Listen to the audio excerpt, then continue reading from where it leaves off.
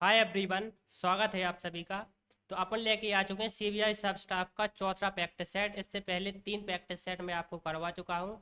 मेरे भाई, जो मेरे प्रैक्टिस सेट हैं बाकियों से अलग क्यों है मेरे भाई? क्योंकि मैं मेरे भाई बैंकिंग, करंट अफेयर से संबंधित क्वेश्चन कराता हूँ। बैंकिंग अवेयरनेस से क्वेश्चन कराता हूँ मेरे भाई।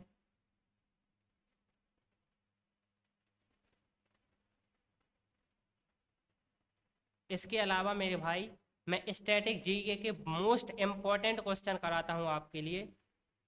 इसके अलावा मेरे भाई, मैं क्वेश्चन के साथ साथ एडिशनल फैक्ट भी आपको बताता हूँ,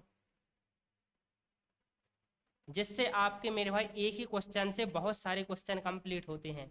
आप यकीन मानना मेरे भाई, यदि आप मेरी सीरीज को फॉलो करते हैं तो आपके मेरे भाई एग्जाम में मिनिमम 12 और मैक्सिमम 15 क्वेश्चन यहीं से आएंगे। और इस बात को आप नोट कर लेना, मेरे टेलीग्राम चैनल को भी आप ज्वाइन कर लेना। वहाँ पर मेरे भाई वहाँ पर मेरे भाई मैंने इन क्वेश्चन को अपलोड कर दिया है। और जब आप पेपर दे के आओ उसके बाद मेरे भाई मेरी इस सीरीज से आप मिलाना, आप देखोगे कि 12 से 15 क्वेश्चन मेरे यहाँ से ही आएंगे। तो चलिए शुरू करते हैं कि अप्रैल 2024 में फिनकेयर स्मॉल फाइनेंस बैंक का विलय किसके साथ हो गया है? तो मेरे भाई एयू स्मॉल फाइनेंस बैंक के साथ। देश में मेरे भाई कुल 12 स्मॉल फाइनेंस बैंक थी, एक का विलय हो चुका है मेरे भाई।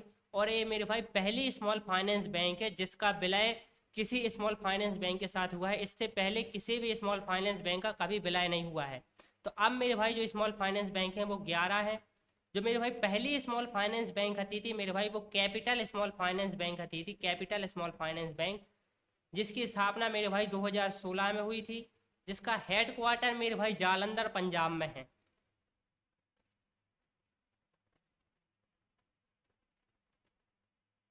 मेरे भाई ये अप्रैल 2024 की न्यूज़ है।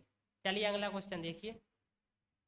अगला क्वेश्चन है मेरे भाई कि हाल ही में फोन पे ने किसके सहयोग से सिंगापुर में यूपीआई भुगतान की सुविधा प्रदान की है? तो मेरे भाई, तो हाल ही में मेरे भाई सिंगापुर के पर्यटन बोर्ड के साथ मिलकर, अर्थात मेरे भाई सिंगापुर टूरिज्म बोर्ड के साथ मिलकर फोन पे ने सिंगापुर में यूपीआई की सुविधा प्रदान की है।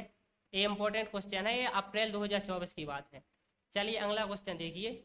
अगला क्वेश्चन है मेरे भाई कि हाल ही में जिम्बाब्वे ने अपनी नई मुद्रा किस नाम से जारी की है? तो जिम्बाब्वे ने जो मेरे भाई अपनी जो नई मुद्रा है मेरे भाई, वो जिम्बाब्वे गोल्ड, जिसे जिग भी कहते हैं, ZICAPITAL G, तो जिग भी कहते हैं, इस नाम से मेरे भाई जिम्बाब्वे ने अपनी नई मुद्रा जारी की है। ये भी मेरे भाई मार्च 2024 की बात है। चलिए अगला क्वेश्चन देखिए। अगला क्वेश्चन है मेरे भाई, मार्च 2024 में आरबीआई ने उत्तराखंड ग्रामीण बैंक देहरादून पर कितने लाख का जुर्माना लगाया है मेरे भाई? तो कुल 5 लाख का जुर्माना लगाया है उत्तराखंड ग्रामीण बैंक पर। उत्तराखंड ग्रामीण बैंक मेरे भाई आरआरबी बैंक है, अर्थात रीजनल रूरल बैंक है। रीजनल रूरल बैंक में मेरे भाई जो 15% शेयर होता है वो सेंट्रल गवर्नमेंट का होता है। 15% मेरे भाई जो शेयर होता है वो स्टेट गवर्नमेंट का होता है। बाकी का 35% जो मेरे भाई शेयर होता है वो मेरे भाई स्पॉन्सर बैंक या प्रायोजक बैंक का होता है।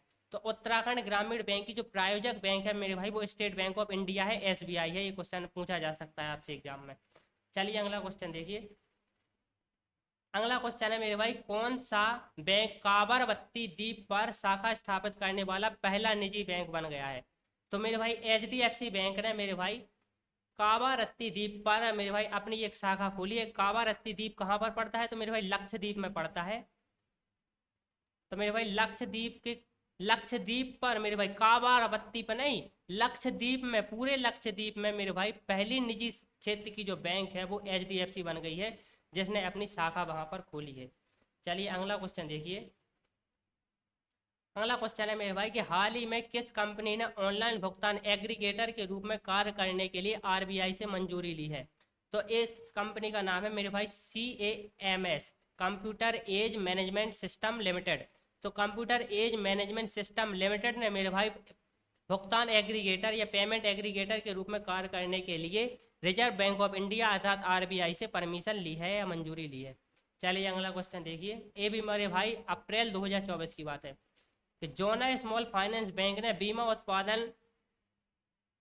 उत्पादन बढ़ाने के लिए या प्रदान करने के लिए किस बीमा कंपनी का सहयोग लिया है मेरे भाई?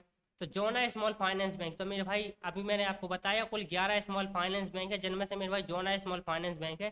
इसने कोटक महिंद्रा लाइफ इंश्योरेंस के साथ मिलकर बीमा के उत्पादन को बढ़ाने के लिए मेरे भाई टाई अप किया है। तो Jana small finance bank plus Kotak Mahindra bank ये मिलकर मेरे भाई बीमा को उत्पादन अर्थात बीमा को सेल करने का काम करेंगी साथ में। चलिए अगला क्वेश्चन देखिए। अगला क्वेश्चन है मेरे भाई, किल कंपनी ने हाल ही में प्रीपेड भुगतान उपकरण लाइसेंस के लिए भारतीय रिजर्व बैंक से सैद्धांतिक मंजूरी प्राप्त की है। तो है मेरे भाई रोबोल्यूट बैंक। तो रोबोल्यूट ने मेरे भाई हाल ही में प्रीपेड भुगतान उपकरण लाइसेंस प्रदान करने के लिए आरबीआई से सैद्धांतिक मंजूरी प्राप्त की है। तो सही आंसर क्या है? रोबोल्यूट। ये मेरे भाई मई 2024 की बात है। चलिए अगला क्वेश्चन देखिए। अगला क्वेश्चन है मेरे भाई कि भारतीय रिजर्व बैंक ने यूनिवर्सल बैंक लाइसेंस के लिए उड़ीसा स्थित किस कंपनी के आवेदन को खारिज कर दिया है? तो उड़ीसा की जो मेरे भाई अन्नापूर्ण फाइनेंस लिमिटेड है मेरे भाई, अन्नापूर्ण फाइनेंस लिमिटेड, ये भी मेरे भाई अन्नापूर्ण फाइनेंस लिमिटेड है मेरे भाई। इसने मेरे भाई यूनिवर्सल बैंक के लिए अप्लाई किया था कि हमें यूनिवर्सल बैंक बनना है आरबीआई के पास। तो आरबीआई ने इनके आवेदन को खारिज कर दिया है। मई 2024 की बात है। चलिए अगला क्वेश्चन देखिए। अगला क्वेश्चन है मेरे भाई कि भारत का पहला स्मॉल फाइनेंस बैंक कौन था? तो मैं आपको बता चुका हूँ, कैपिटल स्मॉल फाइनेंस बैंक। इसका जो मेरे भाई हेड क्वार्टर है वो जालंधर पंजाब में है। इसकी स्थापना मेरे भाई वर्ष 2016 में हुई थी। चलिए अगला क्वेश्चन देखिए कि भारत में अभी कितने राज्य सहकारी बैंक है? तो मेरे भाई कल का वीडियो आप देखना जिसमें मेरे भाई मैंने बैंकों के बारे में कंप्लीट जानकारी दी है कि कौन से बैंक कोऑपरेटिव बैंक होते हैं, कौन से कमर्शियल होते हैं। वहाँ पर आप देखना कि स्टेट कोऑपरेटिव बैंक कौन से होते हैं। भारत में मेरे भाई वर्तमान स्टेट कोऑपरेटिव बैंक 34 हैं, 34 स्टेट कोऑपरेटिव बैंक हैं।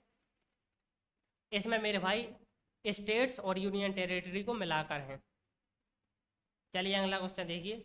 अगला क्वेश्चन है मेरे भाई, सेबी का पूरा नाम क्या है? तो the full form of SEBI. तो सेबी का पूरा नाम है security and exchange board of India. SEBI की स्थापना तो मेरे भाई 1988 में हो गई थी, लेकिन इसको जो मेरे भाई वैधानिक मजदूरी है वो 1992 में मिली थी। सेबी की जो मेरे भाई जो हेड क्वार्टर है वो मुंबई में है। और सेबी की जो मेरे भाई वर्तमान एमडी एंड सीईओ है वो माधवीपुरी बुच है।